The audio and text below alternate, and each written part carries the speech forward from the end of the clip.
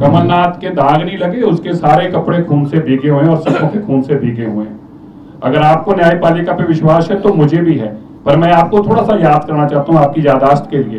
तुम्हारे तरह के पत्रकार हमसे यह भी सवाल पूछा करते थे कि सज्जन कुमार के ऊपर तो कोई दाग ही नहीं है और आजकल वो जेल में है। टाइटलर भी कहा करता था मेरे पास क्लीन चिट है। जब भैया दाग धोने वाले लोग और दाग लगाने वाले दो एक ही होंगे तो भैया कौन इंसाफ देगा आपको?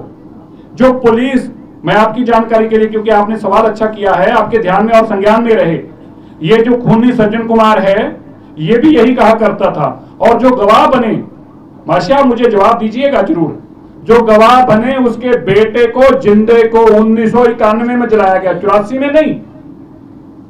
जो गवाह बना उसके बेटे को 1991 में जलाया गया और उसकी बेटी का साथ बलात्कार किया गया। ये गवाहों का किया जाता था।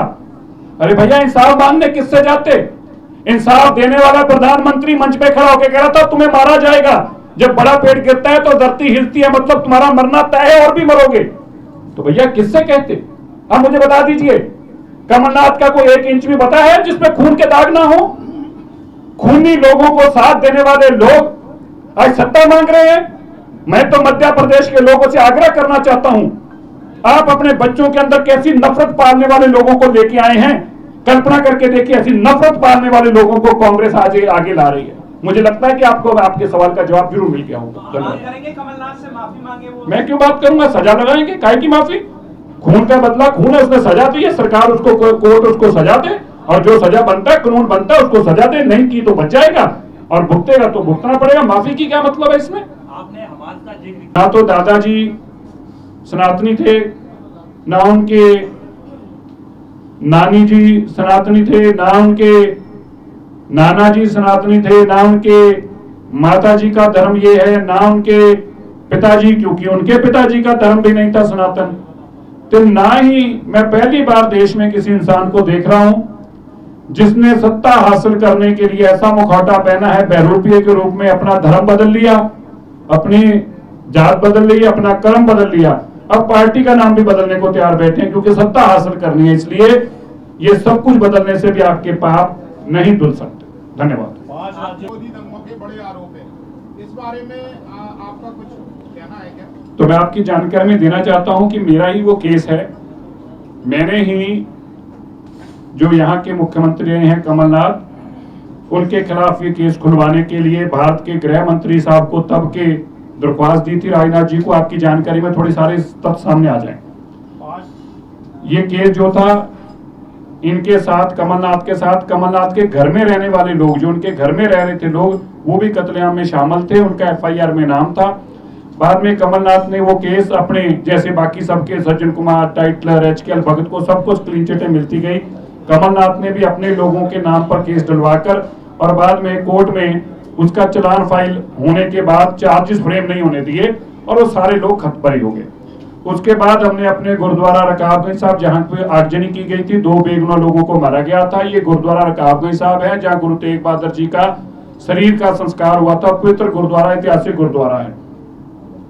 हमने उस केस को खुलवाने के लिए भारत की सरकार के जब आग्रह किया तो SIT ने कहा, जो SIT मोदी जी ने बनाई थी, कि जो केस की ऑलरेडी चार्जशीट फाइल हो चुकी है, हम खोल नहीं सकते। हम फिर भारत सरकार के पास गए, गृह मंत्री से दोबारा ऑर्डर पास कराया कि जिन केसेस के अंदर ट्रायल भी हो चुकी है उनको भी खोला जा सकता है। उसके चलते वो केस खुला। अखबारों में CBI ने इश्तिहार दिए कि जो इस FIR में लोग गवाह हैं वो सामने आए। हमारे 2 गवाह जो कि दिल्ली कमेटी के एक मुलाजिम थे फॉर्मर और एक पत्रकार थे जो आजकल बड़े टीवी में काम करते हैं इंग्लैंड में, दोनों ने अपनी गवाही देने की पेशकश की। वो केस माननीय हाई कोर्ट के सामने है। इसके बावजूद कांग्रेस जब हमास की बात आती है तब तो उनका साथ देते हैं। हमें बड़ा दुख है जो इजराइल में कत्लेआम हुआ, जो वहां पे आज उस इलाके में कत्लेआम हो रहा है। हम उसके किसी भी कत्ल, एक आदमी का कत्ल होना, एक आदमी का मारे जाना भी बहुत पेनफुल है, लेकिन हमें बड़ा दुख है कि प्रियंका गांधी जी को वहां हो रहा कत्लेआम तो दिखा, लेकिन 8000 बेगुनाह लोगों के खून के ऊपर आज तक उन्होंने अपनी प्रतिक्रिया नहीं दी। और तो और उस कत्ल को करने वाले लोग उनको मुख्यमंत्री का चेहरा बनाकर मध्य प्रदेश में सिखों के जख्मों के ऊपर अभी से फिर से एक बार नमक लगाने का काम किया है।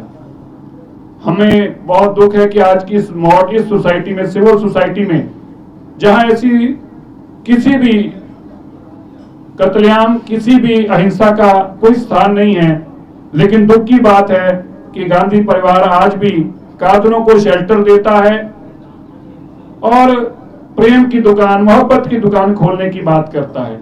मैं मध्य प्रदेश के लोगों से जरूर आग्रह करना चाहता हूं, क्या आप ये मानने को तैयार हैं कि कत्ल करने के बाद खून खराबा करने वाली पार्टी और फिर ये कहे कि ये मोहब्बत की दुकान है? क्या 1984 की कत्लेआम करना मोहब्बत की दुकान थी? 1975 में जिस तरह से इमरजेंसी लगाकर लोगों का कत्लेआम किया गया, लोगों को नपुंसक किया गया, क्या ये प्यार मोहब्बत की दुकान है? 1992 में जिस तरीके मध्य प्रदेश, महाराष्ट्र में और उससे पहले कितने ऐसे कत्लेआम किए गए भागलपुर से लेकर देश के अलग अलग कोनों में, क्या ये मोहब्बत की दुकान है? और मुझे इस बात का भी खेद है, आज धर्म के नाम पर लोगों को बांटा जा रहा है। राहुल गांधी जी को अचानक सत्यम शिवम सुंदरम याद आ जाती हैं, उनको हिंदू धर्म की याद आती है। किसी को अच्छी बात है अपने धर्म में विश्वास रखना, आजकल उनको ओबीसी भी याद आने लगे। मुझे लगता है कि अगर सबसे पहले किसी चीज का डेटा इकट्ठा होना चाहिए तो गांधी परिवार का इकट्ठा होना चाहिए कि उनकी है क्या, वो कौन से परिवार से हैं। वो कभी तो कहते हैं हमारी संस्कृति हिंदू से है, कभी वो कहते मेरा कोई धर्म ही नहीं है। अचानक से उनको हिंदू धर्म याद आ जाता है, सनातन याद आ जाता है।